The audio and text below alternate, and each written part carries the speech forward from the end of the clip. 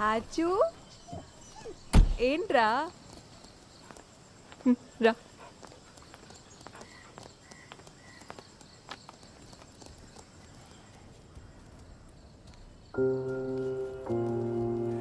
ఏంటి అలా ఉన్నావు? హెల్త్ ఓకేగా?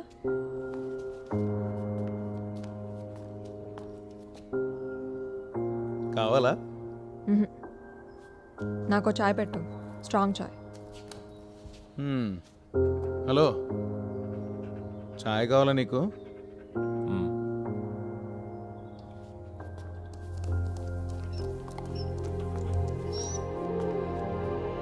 డాక్టర్ బషీర్ గారు ఏం చెప్పారు?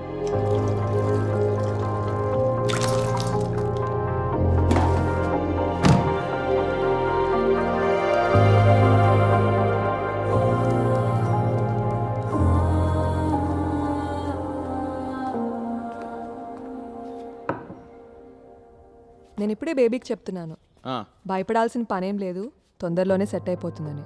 ఒకవేళ ఇది ఇలాగే కంటిన్యూ అయిందనుకో, అప్పుడు మనం ట్రీట్మెంట్ గురించి ఆలోచిద్దాం. అయితే డాక్టర్ రాసిన మెడిసిన్స్ కూడా వాడక్కర్లేదు, అవునా? చూద్దాం కొన్నాళ్ళు.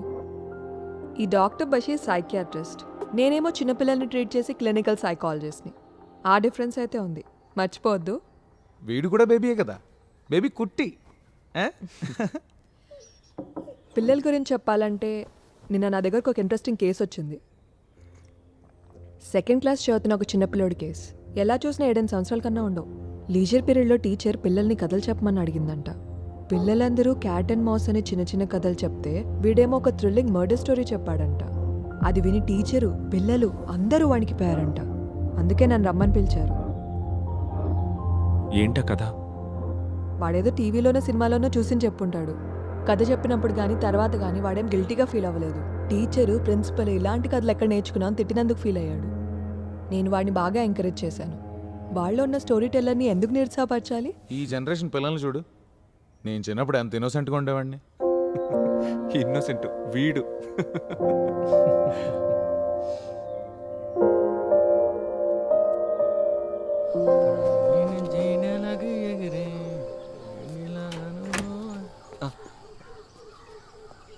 ట్రావెల్ ఏజెన్సీ నుంచి వచ్చాను సార్. టైంకి రీచ్ అవ్వాలని ఎర్లీగా బయలుదేరా. మీ నేమ్ కూడా ఫిక్స్ చేశాను సార్. భయం వేసిందా? కంగారు పడ్డాను, కానీ ఒక్క నిమిషం ఏం అర్థం కాలేదు సార్. నీ పేరు అడగడం మర్చిపోయాను. కైఫ్ సార్, పెద్దాపురం, కాకినాడ దగ్గర. సరే.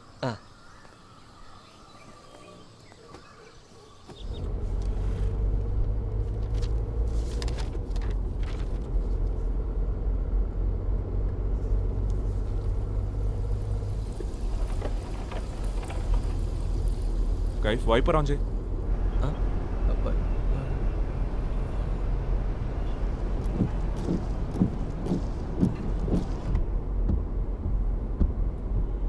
ఇది బాగుంది సార్.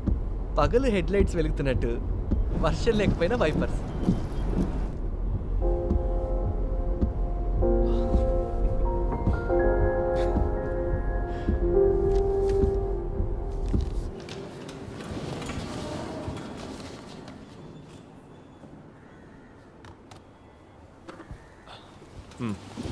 కేసు నెంబర్ 12/14/14 ఫిబ్రవరి 2019.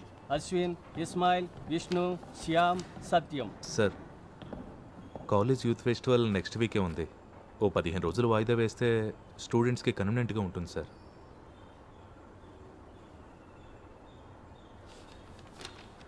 విద్యార్థులు ధర్నా చేస్తున్న సమయంలో రోడ్డు పక్కన ఆగున్న బస్సులో నుండి డ్రైవర్ని బయటికి లాగి 5 చెత్త కొట్టారు.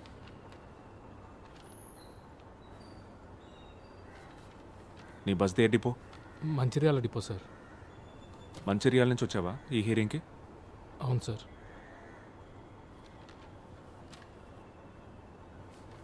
ఇతను మంచిర్యాల వెళ్ళడానికి 214 AC chair car ticket, accommodation, food, remaining expenses ఇవన్నీ మీ క్లయింట్స్ బ్యాచ్ చేయడానికి ఓకేనా? అదర్వైజ్ టైం వేస్ట్ చేయకుండా వాదనలు స్టార్ట్ చేయండి.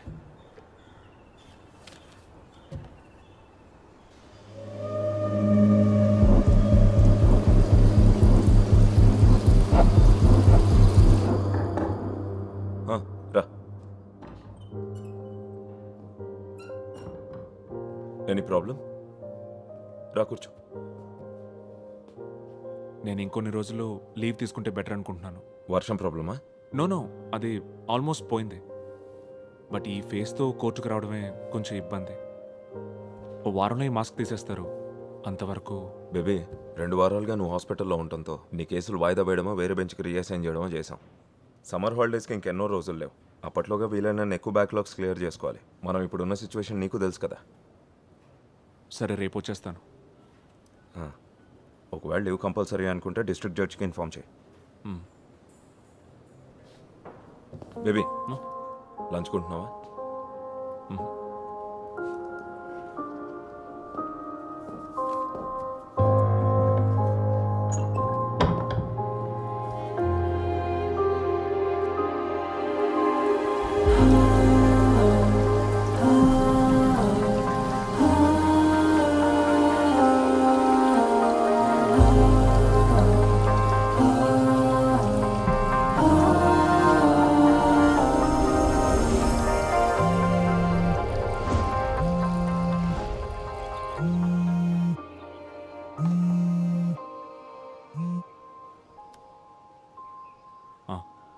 బిజీగా ఉన్నావా? లేదు, చెప్పు. నేను నిన్న స్కూల్ కిడ్ గురించి చెప్పాను, గుర్తుందిగా నీకు? వాడి కేసు మిస్టీరియస్గా ఉంది. ఒకసారి కలుద్దామా? మ్.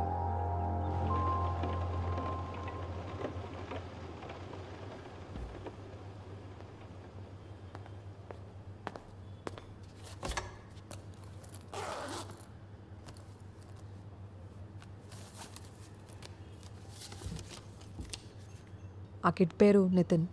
ఈరోజు వేరే టీచర్ వాడేదో రాస్తుంటే యాక్సిడెంటల్గా చూసింది. వాడు రఫ్ నోట్స్లో క్లాస్లో చెప్పిన కథను రాశాడు. Fearful story.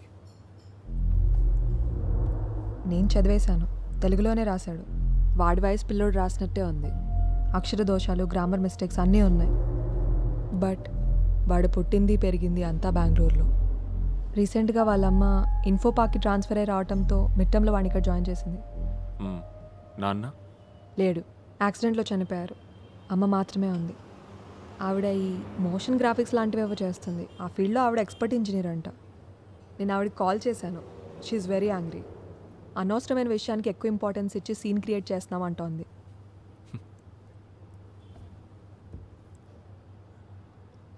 ఒక అతన్ని చంపేసి రాయి కట్టి చెరువులో ముంచడమే ఆ కథ. వాడు ఆ కథని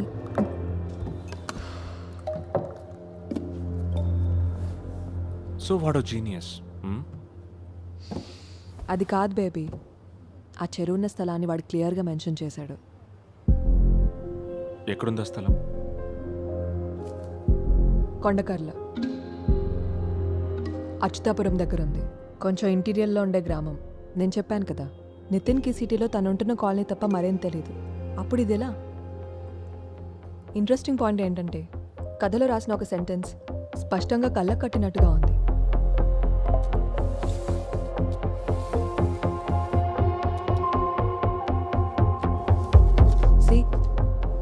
చూడటానికి వేరే ఎవరో రాసినట్టుంది. నితిన్ మీద నా ఇనిషియల్ డయాగ్నోసిస్ చాలా రాంగ్. వాడికేదో ప్రాబ్లం ఉంది. నాకున్నట్టే.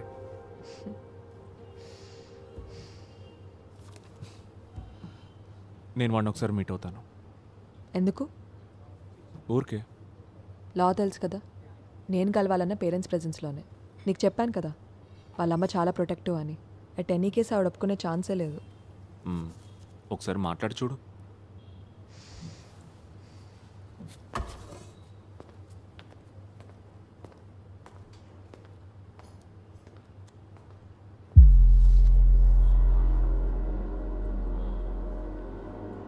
నీళ్లలోంచి పైకి తేలకుండా ఉండడం కోసం శవాన్ని రాయితో గట్టిగా కట్టేశాడు.